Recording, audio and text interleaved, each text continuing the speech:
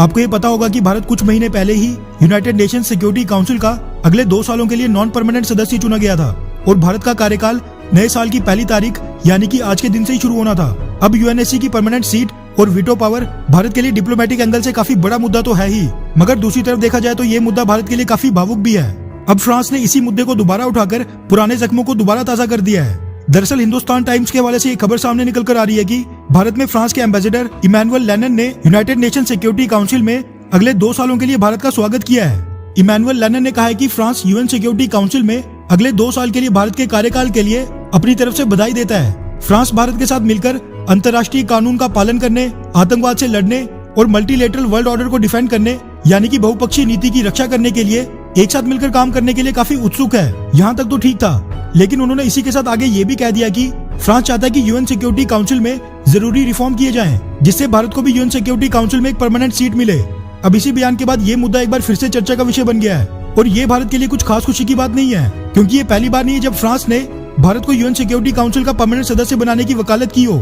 और बस फ्रांस ही नहीं, चाइना को छोड़कर बाकी सदस्य अमेरिका, रशिया और ब्रिटेन ये सब के सब कई सालों से भारत का समर्थन करने की बात करके भारत को ये लॉलीपॉप देते जा रहे हैं। अब इसको लॉलीपॉप कहना बिल्कुल ठीक होगा, क्योंकि ये सभी देश अलग अलग स्टेटमेंट्स, बायलैटरल विजिट्स और इंटरव्यूज में तो भारत के समर्थन की बात करते हैं, लेकिन जब असल में यूनाइटेड नेशन सिक्योरिटी काउंसिल में रिफॉर्म करने की बात आती है तब ये सभी देश पीछे हट जाते हैं। और आज तक इन सभी देशों ने यूएन सिक्योरिटी काउंसिल में नॉन परमानेंट मेंबर 5 से बढ़ाकर 10 करने के अलावा कोई भी रिफॉर्म नहीं किया है। बल्कि जब इन सभी यूएन सिक्योरिटी काउंसिल के 5 परमानेंट देशों की मीटिंग होती है, वहाँ पर इस चीज को ना एजेंडे पर रखा जाता है और ना ही इस पर चर्चा होती है, और ये चीज पिछले कई सालों से चलती आ रही है। मगर बाहर चाइना के अलावा ये सभी देश भारत को खुश करने के लिए यूएन सिक्योरिटी काउंसिल में भारत को परमानेंट मेंबर बनाने के लिए अपने पूरे सपोर्ट की बात जोरों शोरों से करते हैं। कुछ समय पहले तो ये भी मीडिया रिपोर्ट सामने आई थी कि परमानेंट मेंबर देश एक नई स्ट्रेटेजी पर काम कर रहे हैं, जिसके मुताबिक यूएन सिक्योरिटी काउंसिल में 5 और परमानेंट सीट बढ़ाई जाएंगी, मगर जो नए 5 परमानेंट मेंबर बनाए जाएंगे उनको वीटो पावर नहीं दी जाएगी। इसका मतलब है कि वीटो पावर बस पुराने परमानेंट मेंबर्स के पास ही होगी।